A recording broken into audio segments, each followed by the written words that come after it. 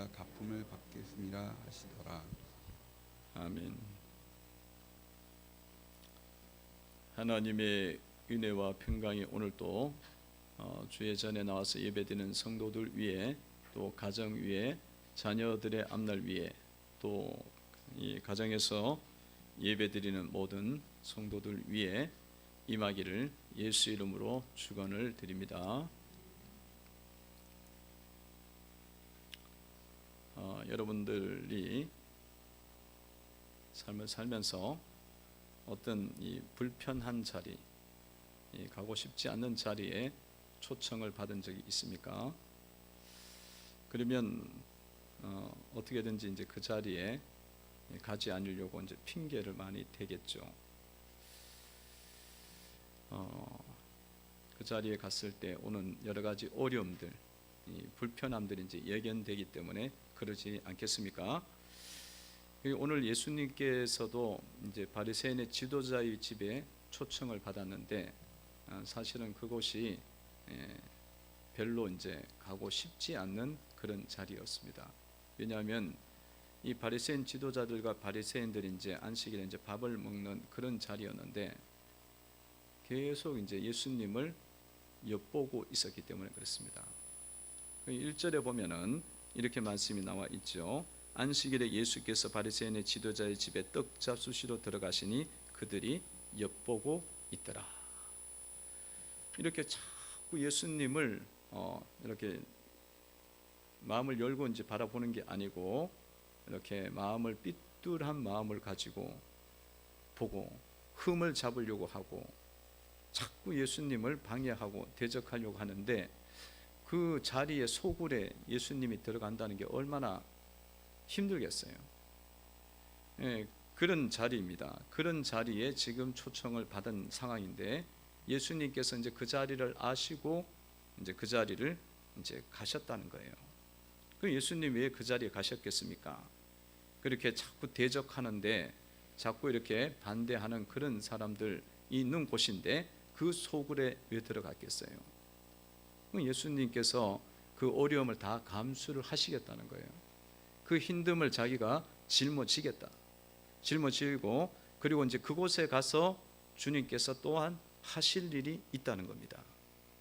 반드시 그들에게 뭔가를 주어야 될 것이 있다. 가르쳐야 될 것이 있기 때문에 주님께서 그 자리로 나아가신 것이죠.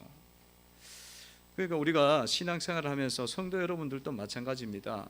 우리가 이렇게 이 주님의 뜻을 우리가 순종하고 지켜나가는 가운데에 우리의 삶에서 때로는 우리가 힘든 자리가 있어요.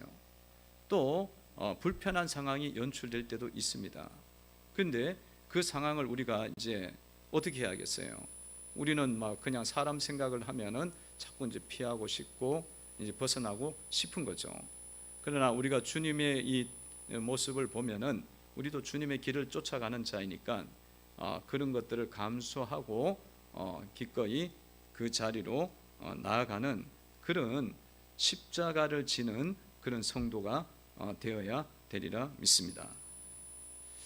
그래서 예수님께서 도대체 그곳에 가서 무엇을 지금 하시려고 하는 것일까요?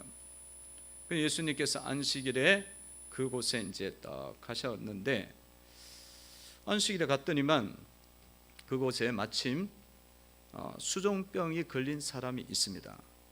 수종병이 걸려갖고 고통하고 아파하는 사람이 그곳에 와 있었어요. 그래서 예수님이 그 수종병 들린 자를 그 자리에서 치유를 해 주십니다.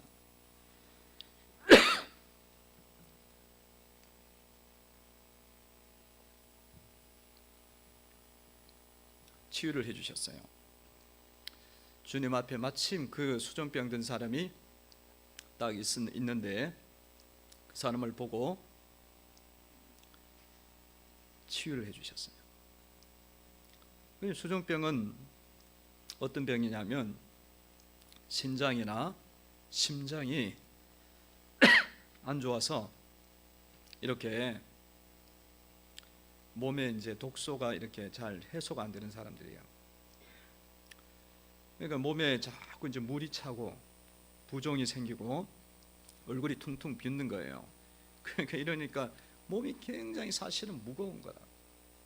무겁고 이제 계속 이걸 두면은 이 배설이 돼야 되는데 나중에는 그것도 안 돼요. 그래갖고 이제 결국은 몸의 독소 때문에 밥도 못 먹고 이제 죽게 되는 그런 병입니다. 근데 그 병이니까 주님이 보셨을 때 딱 치유를 딱 해주신 거예요. 안식일에 그 집에 가고 그 사람을 보고 치유를 해주시면서 안식일이 무엇인지를 보여주신 거죠. 그 안식일은 주님께서 이렇게 치유를 주시고 주님께서 구원을 주시고 회복을 주시는 날이 안식일이라는 겁니다. 주님은 언제나 우리를 치유하시는 분이죠. 나는 너희를 치료하는 하나님이시니라. 그 신유의 은사가 있으셔갖고 신유의 능력이 있으시는 주님이 그래갖고 막 치유를 하시는데 특별히 안식일에는 주님이 그런 치유를 하시는 거다. 그걸 이제 주님이 보여주셨어요. 나타내셨어요. 여러분들이 우리가 주일날 이제 안식일이 주일이 됐지 않았습니까? 주일날 여러분들이 왔을 때에 주님의 전에 나왔을 때 주님께서 여러분들 삶에 대해서 영과 육에 대해서 삶에 골마진 것들, 아픈 것들에 대해서 주님이 회복시키는 그런 은혜를 주시는 줄로 믿습니다. 그리고 이렇게 탁 치유해 주시는 거예요. 치유해 주셨으면 거기 있는 사람들이 어떻게 해야 돼요? 하나님께 영광을 돌리고 하나님께 감사하고 그 치유된 그 사람을 붙잡고 막 기뻐하고 막 그렇게 돼야 되는데 분위기가 그 분위기가 아니야. 완전 침묵 모드야. 그냥 말을 안 해. 다들 대답을 안 해. 입을 깍 다물고 있어요. 입을 깍 다물고 오늘날 마스크 쓰고는 입을 깍 다물고 있듯이 입을 막 열 생각을 안 해요. 요즘은 그러니까 깍 다물고 있으니까 이게 뭐야? 이게 잔치 자리에 여러분 안식일이면 기쁨의 자리고 축복의 자리고 하늘로부터 새 양식이 내려오는 자리입니다. 영의 양식이 떨어지는 자리잖아요. 그런데 그 자리에 치유까지 일어났어. 그것도 수종병이 들린 사람이 치유가 됐단 말이야. 그럼 그 사람은 얼마나 기쁘겠어요. 얼마나 좋겠어. 그 사람이 치유가 되어지면 그 사람의 속해 있는 가족 공동체는 또 얼마나 기쁘겠어요. 치유가 됐으니까 감사하고 막 그렇게 막 돼야 되는 거고 그 일로 인해서 수년간 사실은 마음 아프고 힘들어하고 고통스러워 왔잖아요. 그럼 이 공동체가 즐거워해야 되는데 침묵 모드가 끊어지지가 않네. 6절에 보면은 4절에도 보자. 4절부터 보세요. 그들이 잠잠하거늘 예수께서 그 사람을 데리고 고쳐 잠잠하고 있어요. 입을 딱 다물고 있어요. 뭐 기대하려고도 하지 않고 그렇게 돼서도 안 된다는 거야. 6절에 보면은 그들이 이에 대하여 대답하지 못하니라. 하나님께 영광을 돌려야 되는데 입을 딱 다물고 있어요. 여러분 이들이 왜 이렇게 그런 거죠? 왜 이렇게 행동을 합니까? 얼마나 귀한 일이 일어났어요. 능력의 일이 나타났습니까? 간증하고 감사하고 찬송하고 또 간증하고 감사하고 찬송하고 그 다음에 떡을 떼면서 막 서로 나누면서 뭐 잔치라도 벌려야지. 근데 그게 안 되는 거예요. 왜 그래요? 그건 이 사람들이 갖고 있는 안식일에 대한 규정 때문에 그래요. 그러니까 안식일을 거룩하게 지키라 그랬더니만 자기네들 안식을 위해서 사람의 유전을 39개나 만들었어요. 그 9개를 만들어 놓고 보니까 이게 이런 일이 벌어지면 안 된다는 거야. 수종병은 또 특히나 만성병이야. 만성병이면 뭐 평일날 취하면 되지 않냐. 이거예요. 이거 들고 나온 거예요. 그러니까 자기들의 어떤 틀과 기준과 그런 것을 두고 누굴 막는 거예요? 하나님의 치유의 능력을 막고 있는 거예요. 이게 얼마나 큰 죄를 짓고 있는 거예요. 여러분 우리가 삶을 살면서요 우리 속에 내가 갖고 있는 이 하나님이 주신 법칙도 아닌데 자기의 어떤 고집과 자기의 어떤 생각과 기준을 가지고 신앙생활하는 경우들이 굉장히 많아요. 그러면은 이 안식일에 주님이 치유를 하고 싶은데도 스스로 제한을 하는 거야. 막아갖고 그 역사가 일어나지 못하도록 하는 거죠. 그 죄가 얼마나 큰 죄예요. 그러니까 여러분 자신들의 프레임에 딱 잡혀 있는 경우들이 얼마나 많아요. 사회와 정치도 지금 그렇잖아요. 진보와 보수와 이렇게 나라가 딱 분열이 돼 갖고 갈라져 갖고, 아니 뭐 어떤 이야기도 서로 안 통해. 그냥 둘 다 서로 그냥 자기들만 맞다는 거지. 남의 거는 다 틀리고 나는 100% 선이야. 이게 프레임에 갇힌 거죠. 굉장히 갇혀 있는 거예요. 그러면은 그게 맞겠어요, 여러분? 여러분, 절대적 진리는 예수님께만 있는 거예요. 인간의 어떤 세계에서 무슨 그게 완벽하게 맞겠어? 절대적으로 선한 건 하나님밖에 없어요. 하나님만 선하시다고 예수님이 가르쳤잖아요. 말씀하셨잖아요. 그럼 그렇게 되면 이게 사회가 치유가 안 일어나요. 회복이 안 되고 발전이 안 됩니다. 이게 사회 정치도 마찬가지지만 우리의 신앙도 마찬가지예요. 인간적인 기준과 생각과 틀에 여러분들이 다 갖고 있어갖고 이게 하나님의 법과 하나님의 뜻을 자기 스스로 제한을 하는 거예요. 그게 갇혀 있는 거죠. 그러니까 여러분, 그런 것들이 도대체 여러분들 무엇이 있습니까? 그것을 한번 살펴보시고요. 그것들이 하나님 앞에서 이게 합당하지 않는 것이구나, 여러분 깨달으시고 그거를 여러분들이 깨부셔야 됩니다. 그걸 부셔야 되는 거예요. 그걸 깨부셔야 돼요. 그래서 여러분들 신앙생활 하다 보면은 내 생각은 이 정도야, 이렇게 해야 돼. 신앙생활은 그래 갖고 그 잣대를 들고 누굴 들이대요? 사람들에게 갖다 대는 거야. 갖다 대는 거예요.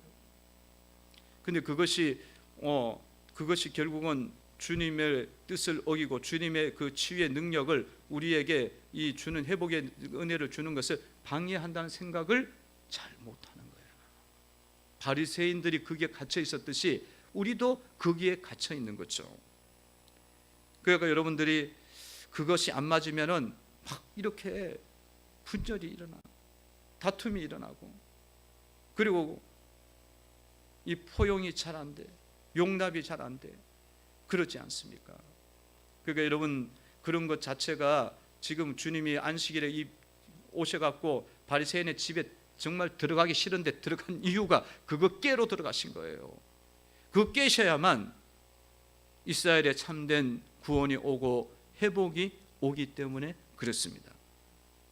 성도 여러분들, 여러분 속에 있는 그런 신앙적인 그런 부분들이 있다면 여러분들이 하나님 앞에 기도해 보셔요. 기도하면서 그 기준과 틀들을 여러분들이 다 부수면서 나가셔야 되리라 믿습니다. 따라해 보시기 바랍니다. 내 기준의 틀을 깨라. 내 기준의 틀을 깨라. 이게 내가 갖고 있는 생각이야. 그게 하나님보다 더 높을 수가 있냐 이거예요. 하나님의 섭리보다, 인도보다 더 강할 수가 있느냐 이거예요. 그거 아니잖아요. 그래서 이것을 주님은 말씀을 하셔갖고 수종병을 들린 사람을 치유하시면서 그 역사를 보여주신 거죠. 그러면서 예수님께서 그 잔치 자리에, 식사 자리에 이렇게 들어가셨더니만 보니까 다음 상황이 탁 펼쳐지는 거예요. 그게 뭐냐면 이 바리새인들이 줄줄이 막 오는데 자꾸 모든 사람들이 서로 높임을 받기를 원하는 거예요. 높은 자리에 자꾸 앉으려고 그러네. 7절에 보니까 청함을 받은 사람들이 높은 자리 택함을 보시고 그들에게 비유하여 말씀하여 이르시되, 자꾸 높은 자리로 가려고 하는 그 모습을 보게 되신 거예요. 이 유대인들의 식사의 자리는요, 보통 이제 여러 가지 상황에 따라서 달라질 수 있지만 일반적으로는 디귿자형의 상이 펼쳐져요. 디귿자형. 그래서 이렇게 된 디귿자형이 있으면은 중앙은 여기 이제 앞쪽은 비어 있고, 그래서 디귿자형이 있으면 거기 중앙 쪽에 있는 자리, 가운데 자리가 가장 높은 자리예요. 그 높은 자리에 이제 사람들이 자꾸 앉으려고 하는 거예요. 앉으려고 하고, 또 유대인들 습관은 식사가 사실은 우리는 이제 자식이나 또 이렇게 이 의자에 앉는 방식이나 이런 게 있지만 그들은 이제 식사할 때 좀 사실 누워요. 이렇게 기대입니다. 약간 게으른 건데 그런 형태인데, 하여튼 그렇게 그림을 보다 보면 그런 그림도 보여요. 최후의 만찬이나. 근데 중앙에 앉는 게 보이는 거예요. 높임을 받으려고 하는 거예요. 그래서 예수님께서 그 모습을 보시고는 예수님이 말씀을 하셔요. 그 말씀을 한 가지 예를 들어서 말씀하시는데, 그것은 이 식사 자리를 초청하고 잔치 자리를 초청했을 때에 그 높은 자리에 올라갔다가 청한 자가 나와서 낮은 자리로 가라고 이야기했을 때 그때 얼마나 힘들겠느냐. 그러니까 낮은 자리에 앉으라, 그런 말씀을 9절에서 하시죠. 9절에 보면 이런 말씀이 나와 있어요. 읽어봅니다. 시작. 너와 그를 청한 자가 와서 너더러 이 사람에게 자리를 내주라 하리니 그때에 내가 부끄러워 끝자리로 가게 되리라.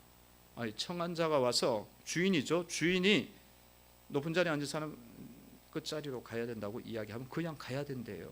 그러면 뭐 하면서 가요? 부끄러워하면서 가야 된대. 또 반대로 낮은 자리에 있는 자라면 올라오라 그러면 그 올라가게 된다는 거예요. 10절에 보면 청함을 받을 때 차라리 가서 끝자리에 앉으라. 그러면 너를 청한 자가 와서 너더러 보시어 올라 앉으라 하리니 그때에 함께 앉은 모든 사람 앞에서 영광이 있으리라 하리라. 그러니까 이 청한 자가 주인이 딱 올라오라 그러면 올라오게 된다는 거예요. 여기에서 잔치의 주도권을 누가 갖고 있느냐면 이 청한 자, 주인이 지금 갖고 있다는 거예요. 주인이 높은 자리에 있는 자도 낮출 수 있고 낮은 자리에 있는 자도 올릴 수도 있는 그 주인이 있다는 겁니다. 그러면 이 주인이 누구라는 거예요? 이 주인이 바로 예수님이고 하나님이라는 거예요. 그러니까 하나님이 낮출 수도 있고 높일 수도 있고 그러한 것이니까 이런 상황과 환경 속에서 사람들 보기에 높은 자리로 올라가지 말고 하나님 앞에서 내가 낮은 자임을 항상 기억하고 주님이 높은 자임을 기억하면서 자기를 낮추는 자의 삶을 살라는 거예요. 주님은 우리를 낮추시기도 하고 높일 수도 있는 분입니다. 그러면 우리가 인생을 살아갈 때에, 삶을 살아가고 사람을 만나고 이럴 때에 누구를 의식하면서 살아야 된다는 거예요. 주권자이고 나를 높이기도 하고 낮추기도 하는 예수님을 붙잡고 예수님의 눈치를 보고 예수님을 의식하면서 사는 것이 지혜자의 삶이라는 거예요. 왜냐하면 주님이 높이기도 하고 낮추시는 분이니까. 그러니까 주님을 우리가 의식하고 살아야 돼요. 여러분, 우리의 인생 속에서 우리의 생명과 사망과 하와 복을 주님께서 우리 앞에 펼쳐 놓으신다고 그랬어요. 그 모든 것들에 대한 주권이 주님께 있다고 말씀을 하셨어요. 그러므로 여러분, 삶을 살면서 사람들의 생각을 너무 보지 마시고 사람들의 의견들을, 눈치들을 너무 보지 마시고 주님이 주권자이다. 모든 생명과 사망을 주님이 지고 계신다. 그 믿음으로 여러분들이 살아야 되는 줄로 믿습니다. 높이는 자는 주님이세요. 낮추는 자도 주님이십니다. 11절에 보면 이렇게 나와 있죠. 11절 한번 읽어봅니다. 시작. 무릇 자기를 높이는 자는 낮아지고 자기를 낮추는 자는 높아지리라. 아멘. 그러니까 여러분, 주권이 하나님께 있기 때문에 하나님 높일 수도 있고 낮출 수도 있어요. 그냥 교만하려고 하는 자는 낮추는 거예요.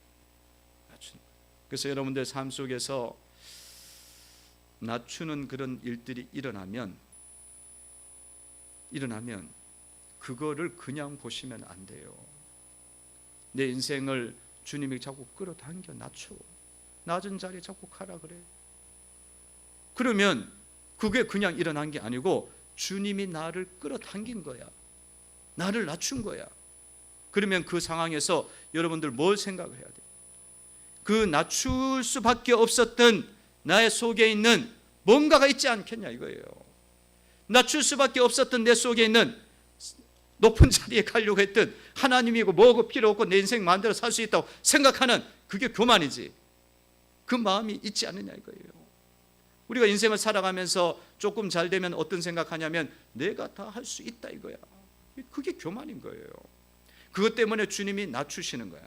낮추시는 거야. 그래서 여러분들의 삶이 낮춰짐을 당할 때에 그냥 낮춰진 게 아니에요. 모든 것의 주권은 주님이 지고 계시는 거예요. 그러면 그 낮출 때에 주님 앞에서 그 낮추는 이유를 찾으셔야 된다는 거예요. 여러분, 낮추는 일들이 뭐가 있겠어요?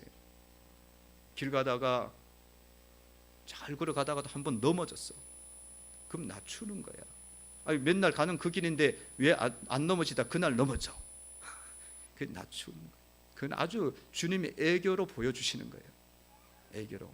야, 네가 걸을 다리가 건강해갖고 네 마음대로 걸어 다닌다고 생각하지, 가다가 그냥 돌 한번 잘못 밟아도 쫙 미끄러져갖고 다쳐도 그래도 좀 덜 다치게 해주셔. 그 애교야. 근데 그냥 미끄러졌는데 별로 안 다칠 건데 크게 다쳐. 그럼 좀 생각 더 많이 해야 돼.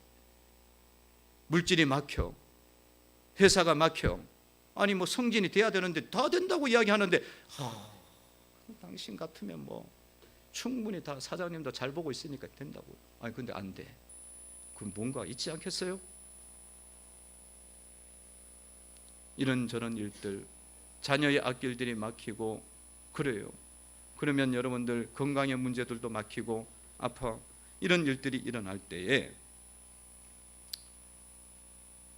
높이기도 하고 낮추시는 분이 주님이잖아요. 그러면 주님이 왜 이럴까? 왜 이러실까? 한번 생각하시고 보셔야 되는 줄로 믿습니다. 이게 낮추는 사건은요, 뭐 하라는 사건이냐면 회개하라는 사건이에요. 회개하라는 사건. 회개하시면 살고 회개 안 하면 망합니다. 1월 첫째 주의 말씀이 뭐예요? 회개하면 네가 살고 회개하지 않으면 너도 이와 같이 망한다는 거예요. 근데 우리는 감사해야 될 게 뭐냐면 길을 열어주셨어. 그러니까 뭐 한번 잘못하면 그냥 끝이면은 이거는 뭐 어떻게 할 수가 없어요. 인간이 우리가 실수할 때가 너무 많으니까. 근데 우리는 회개만 하면 주님이 또다시 회복시켜 주는 거예요. 할렐루야. 그래갖고 마침내 복이 되게 하는 사건입니다. 복이 되게 하는 사건이에요. 그래서 신명기 8장 16절에 보면 내 조상들도 알지 못하는 만나를 광야에서 내게 먹이셨나니 이는 다 너를 낮추시며 너를 시험하사 마침내 내게 복을 주려 하심이었느니라. 마침내 복을 주기 위한 사건입니다. 우리 집애가 이 학교에서 이제 대학교에서 알바를 하는데 학교 근로 알바가 조금 그래도 좀 편해요. 편하고 이제 보수도 적당하게 주고 공부도 할 수 있고 그래요. 그런데 그거는 누구한테 주냐면 소득 분위가 나와요. 국가에서 소득을 산정해갖고 그 분위에 따라서 조금 저소득층에게 먼저 우선순위를 주는 거야. 근데 이게 소득 분위가 빨리 나와야 되는데 나오질 않네. 안 나오면은 이게 지원 자격 자체가 없어요. 그 알바 자리에. 그래갖고 그것 때문에 막 화를 내고 막 국가가 제대로 정책 일을 안 하고 있다 그러고 학교는 왜 이렇게 정신이 없나 그러고 아니 소득 분위가 나와야 뭘 지원을 하지 그것도 안 하는데 막 하겠다 그러고 소득 분위가 1월 달에 신청을 했는데 2월 다 돼갖고 넘어가는데 안 오는 거예요. 그 빨리빨리 할 수 있지 않냐 막 이러면서. 근데 네가 네 속을 다스리고 낮추고 겸손해라. 그러면 하나님이 열어주실 거다. 이렇게 막히는 건 너의 높음을 낮추는 거야. 막 이런 식으로 이제 교훈을 했죠. 가르쳤습니다. 그랬더니만 이제 잠잠해지는가 조금씩 다스려지기 시작했어요. 그러지만 언제까지 나와야 되냐면 2월 4일까지 나와야 돼요. 그게 안 그러면 어디 가서 알바해야 되면 딴 데 가서 알바해야 되고 뭐 다른 데 가서 하면은 뭐 그냥 시간도 제약이 있고 여러 가지 어려움이 있잖아요. 할 데가 없어. 왜냐하면 주일날 쉬어야 되고 뭐 토요일날 쉬어야 되고 뭐 이러니까 할 데가 없어. 근데 언제 딱 나오냐면 소득분위가 언제 나오냐면 2월 4일날 나왔어요. 할렐루야. 여러분들은 뭐 그게 대단한 거냐? 걔한테는 목숨과 같은 거예요. 그러면 생명줄이야. 자기가 자기 돈으로 먹고 살겠다니까. 어쨌든 뭐 부모 의지하지 않고 생명줄이야. 근데 그게 떨어지게 생겼으니까 그 자기 낮추고 막 그러니까 하나님이 주신 거잖아요. 그렇게 많이 겸손해졌어요. 그래갖고 지금 여러분 삶에 낮추는 사건이 있을 때에는 하나님 뭐 하라는 사건이라? 회개하라는 사건이에요. 그리고 그건 마침내 뭐가 되게 하는 사건이냐면 복이 되게 하는 사건입니다. 생각하셔야 돼요. 그래서 한번 따라해 보시기 바랍니다. 주님을 의식하라. 주님을 의식하라. 낮출 때 생각하라. 낮출 때 회개하라. 여러분 낮아지는 사건들 앞에서 정신 차려야 돼요. 여러분 그 사건이 애교로 올 수도 있지만 이 사건이 반복되면 점점 더 커져요. 그리고 이게 인생 전체를 다 잡아먹어요. 이 사건으로. 그러면 너무 힘들어져. 그건 죽을 때까지 힘들 수 있어요. 죽을 때까지. 그래서 우리는 이 신앙 생활을 하면서 높아질 때도 조심해야 돼요. 주님 의식하며 살아야 되고 낮출 때도 주님 의식해야 되는 거예요. 그리고 주님의 뜻을 잘 보셔야 돼. 그게 깨어있는 삶인 거예요. 우리의 인생은 내가 걸어간다고 해서 이 인생이 그냥 걸어가는 게 아니에요. 내가 그 걸음을 계획한다고 해서 내 걸음들 계획대로 되는 게 아니라고. 그 일의 모든 인도와 작정은 하나님께로부터 나오는 거예요. 그 주님이 이것 때문에 여기 들어간 거예요. 바리새인의 집에. 그 지도자들이 있고 이 전부 다 지도자들, 백성들의 영적 지도자들이잖아요. 근데 이걸 모르니까 인간적 수준의 종교 생활을 계속 하고 있는 거예요, 지금. 예수님께서 초청을 받았을 때는 이렇게 하고 초청받은 삶. 그러면 초대를 할 때는 또 어떻게 하냐? 베풀 때는 어떻게 해야 되느냐? 그걸 말씀을 하시죠. 14절에 보면 12절에 보면 베풀지 말아야 될 사람들 이야기하고 있어요. 12절 읽어봅니다. 시작. 또 자기를 청한 자에게 이르시되 내가 정심이나 청력이나 베풀거든 벗이나 형제나 친척이나 부한 이웃을 청하지 말라.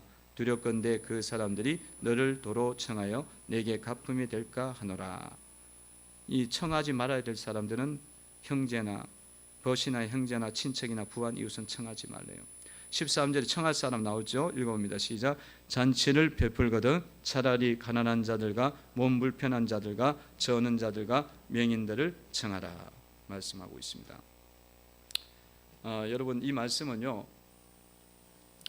그러면 뭐 형제나 이웃이나 벗에 대해서 식사도 하지 말라는 이야기인가? 그런 뜻은 아닙니다. 그들과 교제도 해야 되고 또 식사도 하고 그렇게 사랑을 서로 교제를 하고 나누고 그렇게 하는 거죠. 합니다. 하는 거죠. 근데 그거는 그 자체는 그냥 기본적인 거라는 거예요. 그거는 우리의 삶에서 베푸는 수준은 아니에요. 그냥 나누는 수준. 같이 교제하는 수준이라는 거죠. 마땅히 해야 되는 거예요. 마땅히. 그러니까 우리가 베푼다고 이야기할 때는 어떻게 베풀어야 되냐면은 전혀 우리의 베품에 대해서 갚을 수 없는 자들에게 베풀어야 된다는 거예요. 여러분 가난한 자들은 이 시대의 가난한 자들은 한 끼를 먹기가 힘든 사람이에요. 그럼 한 끼 대접했다고 해서 그 사람이 나에게 대접을 할 수가 있겠습니까? 몸이 불편한 자들은 뇌출혈 와서 쓰러져 있고 그 뭐 무슨 또 장기능에 병이 와서 심장이 막 뛰고 움직이지도 못하고 이러면 일도 못하는 사람들이 뭐 간이 다쳐갖고 아픈 사람은 못하는 거잖아요. 그러면 그 사람이 뭐 성김을 받았다고 성김 줄 수도 없어요. 맹인들은 보이지도 않으니까 누가 섬겼는지도 몰라. 그런 사람들에게 섬김 베푸는 삶을 살아야 된다. 그러니까 섬기는 삶, 베푸는 삶은 수준이 어디까지 가야 되냐면 전혀 갚을 수 없는 사람들에게 갚는 것이 베푸는 것이다. 왜냐하면 우리는 하나님께로부터, 예수님께로부터 10,000가지 은혜를 받았습니다. 이 10,000가지 은혜를 받았으면 어떻게 하겠어요? 그 은혜를 받았으면 우리는 주님께 10,000가지 은혜로 갚아야 되는 거예요. 근데 10,000가지 은혜로 우리가 갚을 수가 있겠습니까? 우리 수준에서. 우리는 먹고 입고 써야 될 우리 것도 많은데, 근데 주님께서는 그 10,000가지 은혜를 받았는데 네가 나한테 갚지 말고 누구한테 갚으라는 거예요? 가난한 자들, 불편한 자들, 저는 자들, 맹인들에게 갚으라는 거예요. 그러면 내가 받은 걸로 해주겠다. 내가 받은 걸 해주겠다. 근데 그 갚음이 10,000가지로 갚는 게 아니라 조금만 갚아도, 100개 정도만 갚아도 그 중에서 내가 받은 걸로 해줘서 너의 삶에 복이 있게 하시고 네가 부활 시에 천국에서 상급이 있도록 만들어 주시겠다는 거예요. 14절이 그 말씀이죠. 읽어봅니다. 시작. 그리하면 그들이 갚을 것이 없으므로 내게 복이 되리니 이는 의인들의 부활 시에 내가 갚음을 받겠습니다 하시더라. 아멘. 그러니까 복이 되는 거예요. 전혀 갚을 수 없는 사람들에게 여러분들이 베풀고 나누시는 삶을 살아가는 것이, 그것이 주님께 하는 것이에요. 그냥 이웃이나 형제나 이런 것들은, 이런 사람들은 마땅히 해야 되는 거예요. 하나님께도 우리는 마땅히 드려야 되는 거예요. 마땅히 드려야 돼요. 그건 뭐 갚는 것도 아니야. 당연히 해야 되는 거예요. 근데 전혀 갚지 못할 자들에게 하면은 그것이 예수님께 하는 것이라는 거예요. 예수님께. 그러니까 여러분 삶 속에서 뭐 헌금 드리는 거 마땅히 해야죠. 11조 마땅히 해야죠. 그 마땅한 거예요. 그거는 여기 13절의 개념이 아니에요. 그러니까 그거는 12절이야. 오히려 그거는 그 정도는 마땅한 거예요. 마땅한 거예요. 근데 우리의 삶 속에서 만약에 헌금을 드릴 때 10에 막 2조, 3조로 넘어간다. 이건 쉬운 건 아니에요. 그러면 이거는 사실은 오히려 13절과 같은 그런 거죠. 그런 거고.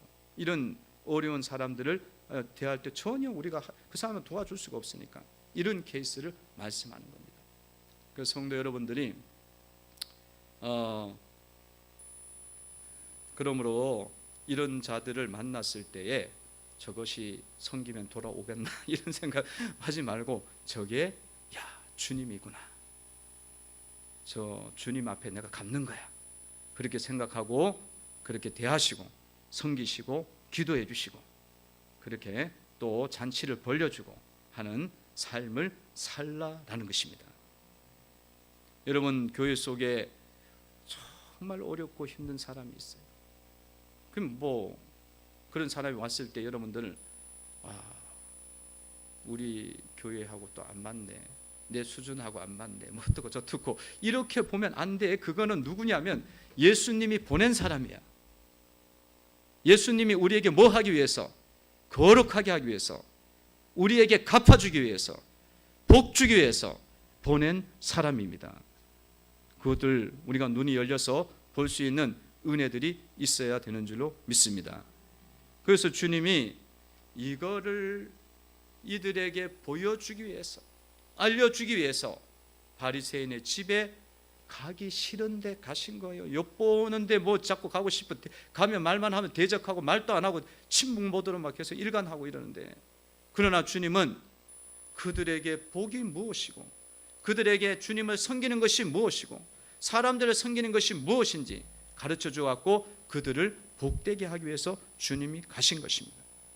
성도 여러분들도 여러분들의 삶 속에서 이런 어렵고 힘든 그런 상황이 있을 때에 그것이 다른 사람들에게 유익이 되고 영혼들을 살리는 길이라면 주님 말씀을 기억하면서 주님의 삶을 기억하면서 한 걸음 한 걸음 믿음으로 여러분들 그 삶을 도전을 하시기를 바랍니다. 도전하셔서 나가셔야 돼요. 그러면 마침내 복이 될 것입니다. 복이 됩니다. 그런 은혜를 여러분들 누리시기를 주의 이름으로 축원을 드립니다. 기도드리겠습니다. 하나님